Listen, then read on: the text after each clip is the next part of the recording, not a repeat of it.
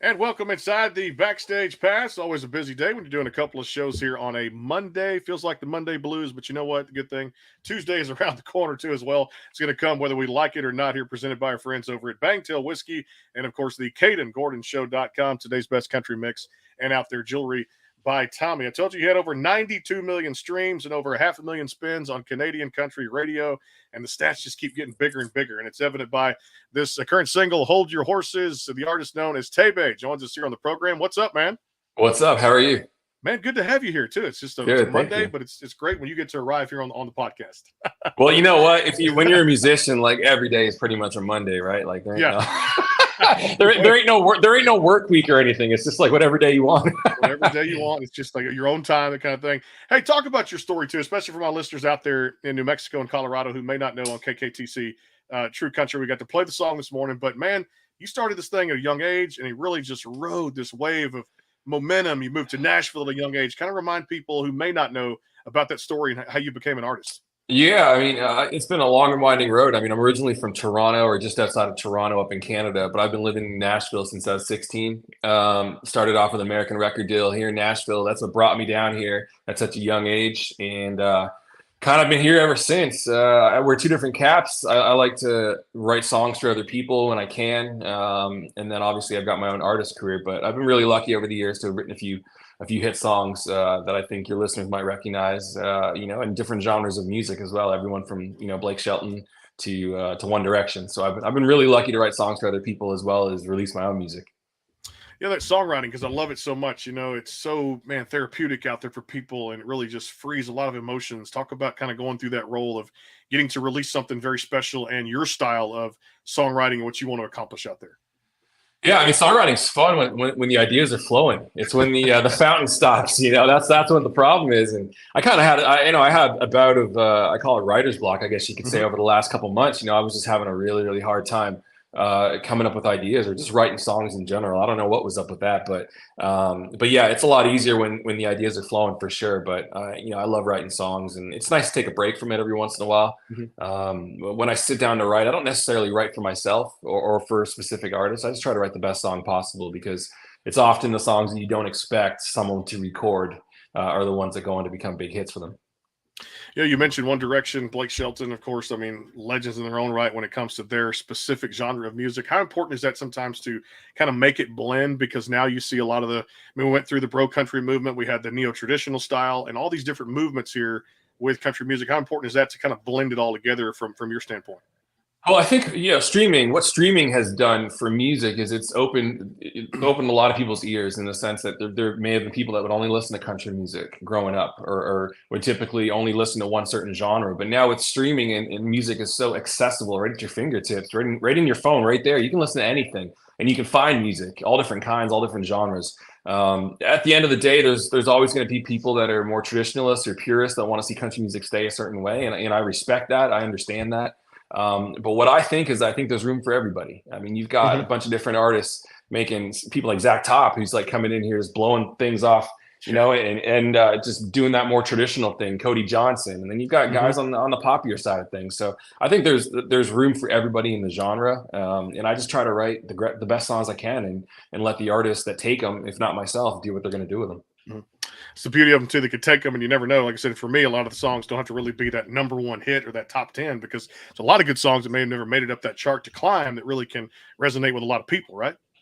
Yeah, absolutely. I mean, there's so many X factors to a song becoming a hit. I mean, a great example of that is one of my buddies, a guy named Matt Rogers. He wrote a song for Cody Johnson a couple of years ago, a song called "Till You Can't," which went on to win Grammy Song of the Year. And I'll tell you what, guys, that song is 10 years old.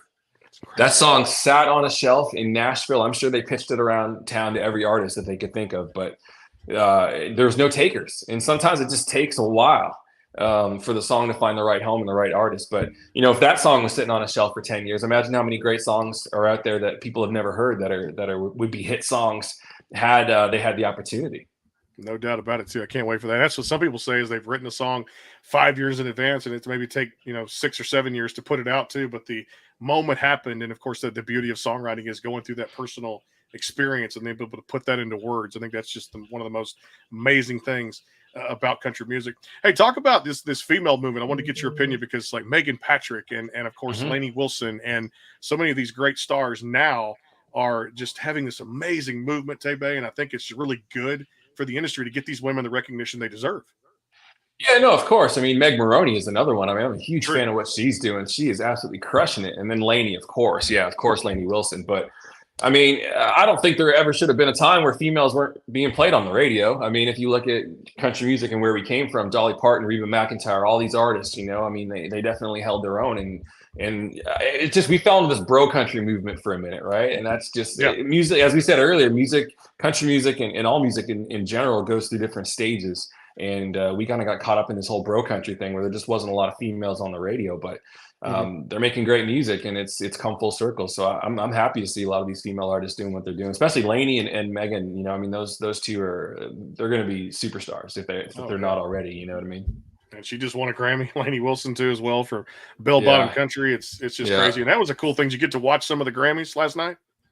You know what? I didn't. I don't typically watch award shows. I don't know what it is. I mean, I'm not an award show person. It's like I've already heard this person sing the song. One thing I did miss that I'm going to go check out online though was the duet between Luke Combs and Tracy Chapman.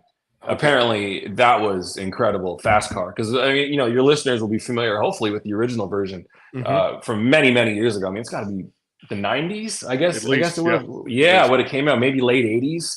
So I'm going to age myself here a little bit, but I remember the original version. It was such an amazing song, and then to see Luke kind of bring it to a new generation of people, and then have them both team up together on the Grammys, which is the biggest award show in the world.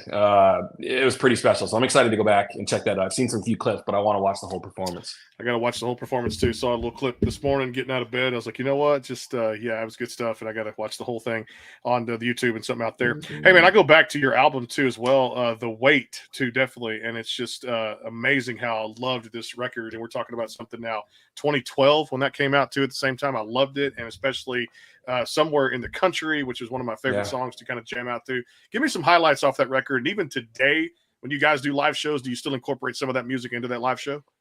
Yeah, I do. That's the hardest thing about where I'm at in my career right now, because I guess you could say I've got a few hits under my belt, so I could do a solid 60 minutes of probably songs that people are going to recognize. So but it is nice to bring out some of the old ones every once in a while to dust them off. Somewhere in the Country is a fan favorite, so we still play that one in the set for sure.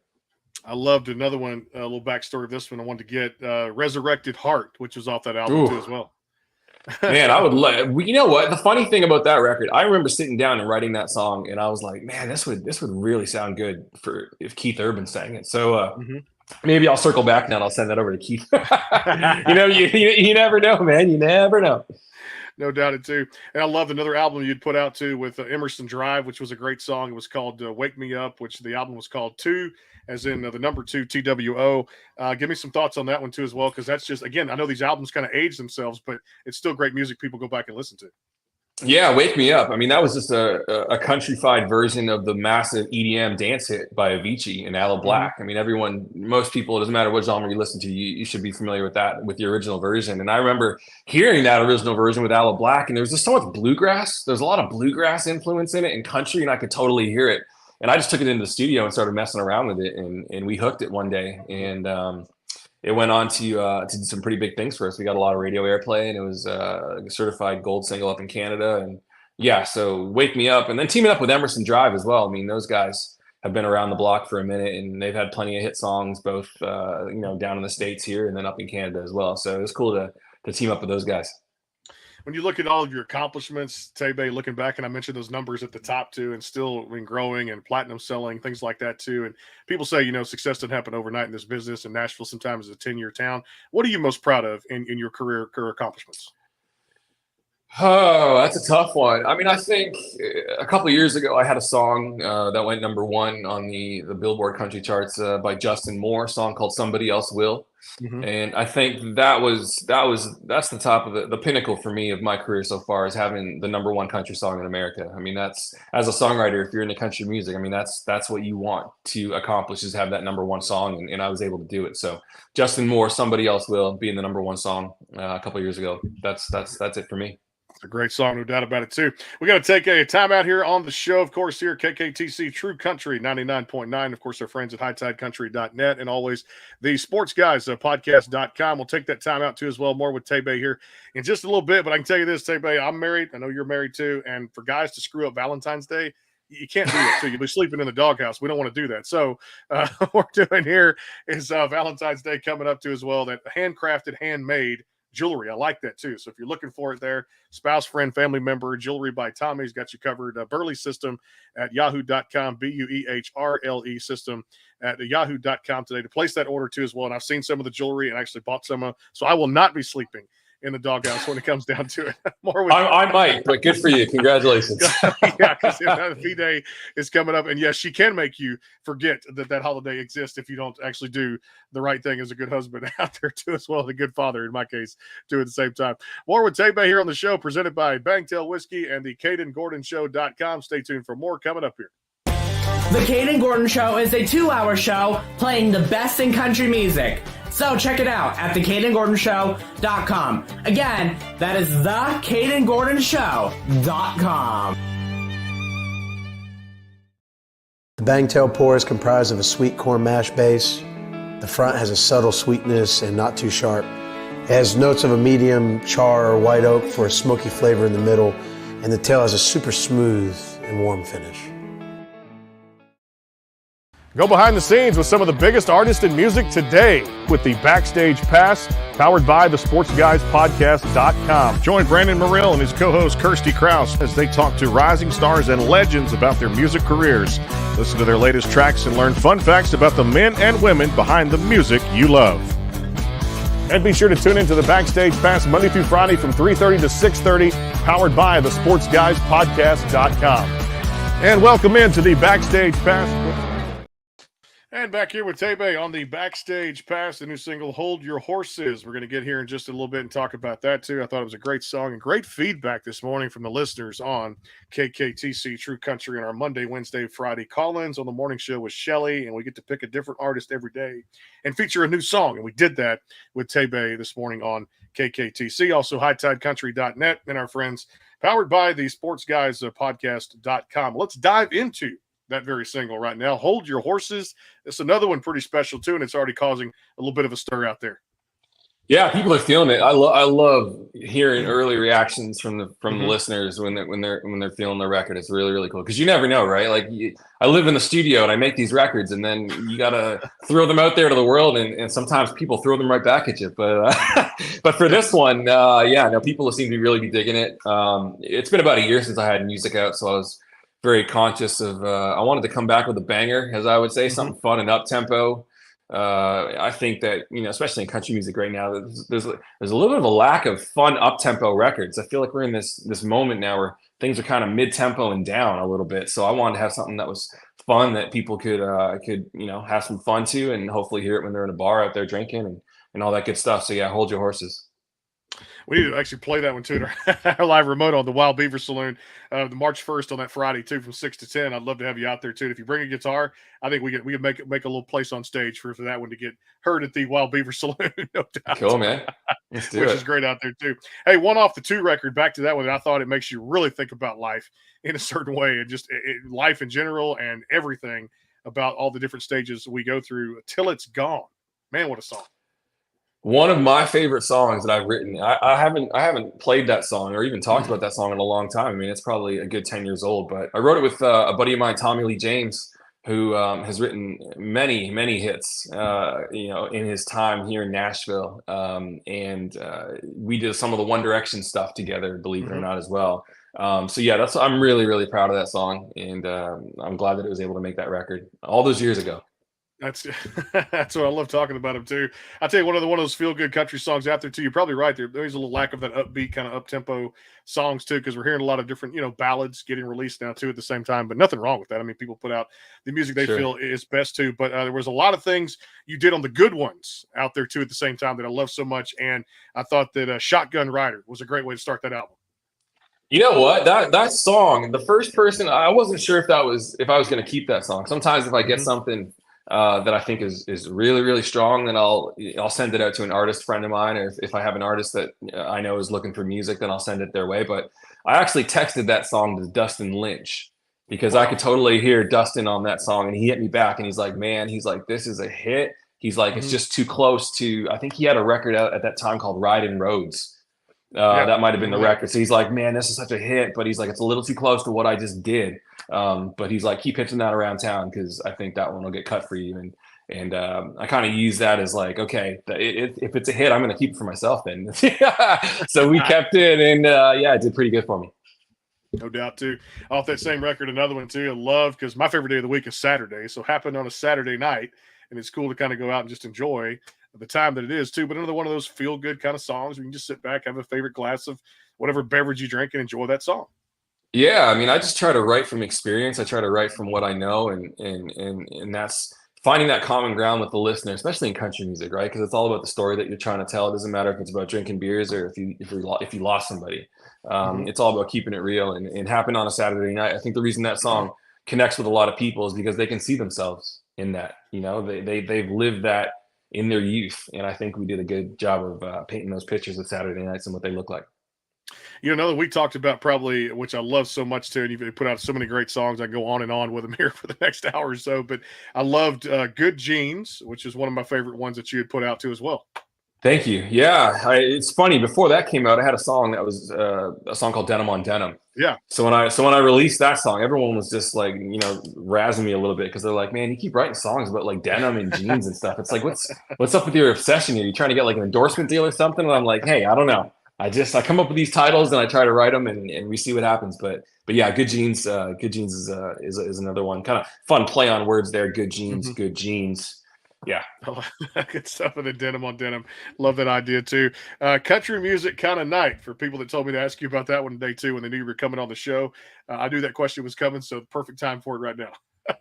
Yeah, I grew up listening to all different kinds of music, whether it was, Boys to Men to traditional country. So, I mean, that one leans a little bit more traditional country, but people who follow my career, if they're not, they shouldn't be surprised because I really, truly do love it all. And especially my producer as well. He kind of comes from a more, from the band Emerson Drive, Danik, the guitar player in the band. So there's a lot of real twangy electric Telecaster guitar that he was in his wheelhouse when we made that record. He had an absolute blast watching him play those solos and stuff. So yeah, that one leads a little bit more country than I've typically gone, but I'm proud of it nonetheless. Love it too so much. You've been in this thing for a long time. What advice, and maybe I asked you this before our new listeners out there in the new market too, advice you would give a young artist either coming off a reality show today, if that's for them, or just kind of their own artistry and what they want to accomplish in this thing called the music business? I mean, you said it right there. This is a business. And I think first and foremost, you need to understand the business that you're trying to be in. You hear about a lot of up and coming writers or artists sign really bad deals. They don't know, they get taken advantage of, unfortunately. So yeah, first and foremost, understand the business that you're in. If you want to be a lawyer, then you got to go to school to learn the law. So it really is no different. Second, and this is equally as important, I always say, if you want to be the best, you got to surround yourself with the best. And if you want to be the best in country music, then you got to come to Nashville and you got to see what you're up against, because you may think that you're great, but when you get here, you may realize I got a little bit of work to do, because there's a lot of talent in this town, a lot of talent, whether it's singing or picking or writing songs. So if you want to be in the business of country music, come to Nashville. Move there too. Well said from one of the best out there too as well. We'll come back and put the finishing touches on the show. I'm going to super bold. I like to say it on a podcast. So the big game, whatever prediction from Tebey, Niners, Chiefs coming up this Sunday in Las Vegas. And of course, we're a couple of weeks out from being in that very town, Nashville, Tennessee, for Country Radio Seminar. We'll be at the Omni coming up there Wednesday through Friday, February 28th to March 1st. And of course, out at the Wild Beaver Saloon, March the 1st, live remote broadcast out there, which you can hear on KKTC True Country. A lot of great artists coming out there too as well. And drinking, partying, karaoke, and having a good time. That's what Nashville's all about, right? No doubt about it. Back here with Absolutely. On the show here on the Backstage Pass, the first quick timeout, Valentine's Day coming up, fellas. Get her something good. Looking for that perfect gift.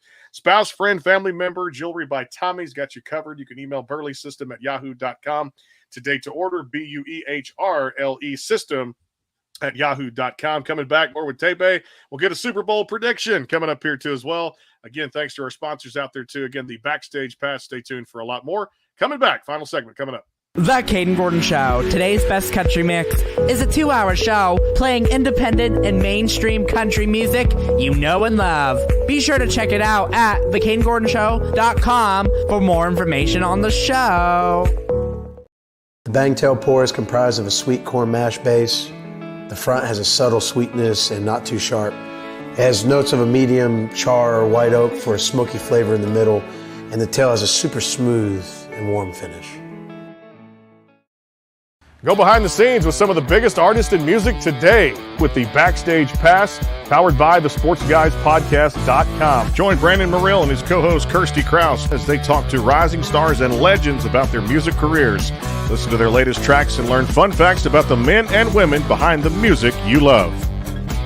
And be sure to tune into the Backstage Pass Monday through Friday from 3:30 to 6:30, powered by the SportsGuysPodcast.com. And welcome into the Backstage Pass. And back here with Tebey on the Backstage Pass, KKTC True Country 99.9, and of course out there, hightidecountry.net. Just last year, over 250,000 streams on that very, very the website, hightidecountry.net, Oklahoma City. Thank you guys for everything. The power of social media and, of course, streaming radio is amazing, and already picking up steam there with some good numbers on KKTC. And, of course, out there, the SportsGuysPodcast.com. You know, I've got to go back to the good ones, too, because I love that song and another one off that same album. I believe The Good Ones, you actually did a duet on that particular song, too, at the same time. And then Song of the Summer. Talk about those two tunes for me. Yeah, The Good Ones. Right, that's right up there in one of the top 5 songs I think I've ever written. I don't know what it is about that record, but it's just, you know, as a songwriter in Nashville who writes country music, being able to tell a story and to put the listener right there in that Tacoma with the character in that song. I just think we did a really good job of painting that picture. I always try to do that when I write songs, but for whatever reason, I just think we really hooked that one. And I just love how we wrapped up, you know, that chorus. It's like, when you think of memories of us, I hope you remember the good ones. And I just think that statement is just, it'll hit home with a lot of people, and it already has. And then, of course, Song of the Summer. Yeah, just something fun. I just started thinking about all these songs that would come out, you know, like the Bryan Adams, Summer of '69, and like all these records that, if you think back, it's like, when was the first time I heard that? And you're like, man, I was sitting on a boat somewhere on a lake. Like there's these legitimate songs that are hits in the summer that take you back to those 3 months. And that's where that song title came from.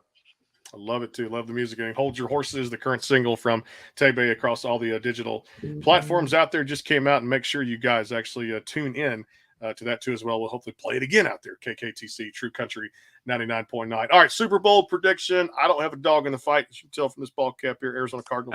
But they're in the same division, San Francisco 49ers. Chiefs, I'm kind of getting tired of that already too. So I'm going to go Niners just because I can put it out there, and I shouldn't root against a team in my division. But what's your take on the game? I think it was just written in the stars that the Chiefs win this thing, and Taylor Swift goes out there on the field, and Travis is there, and he picks her up and he holds her and he spins her around and he gives her a big kiss, and it's all over the media. And I think it was written in the stars. I think it was fate, and I think that is exactly what's going to happen. I get that already. The Disney commercial is going to be out. You right? just won the Super Bowl. Where are you going? Walt Disney World. You just can see that. Right? Yeah, exactly.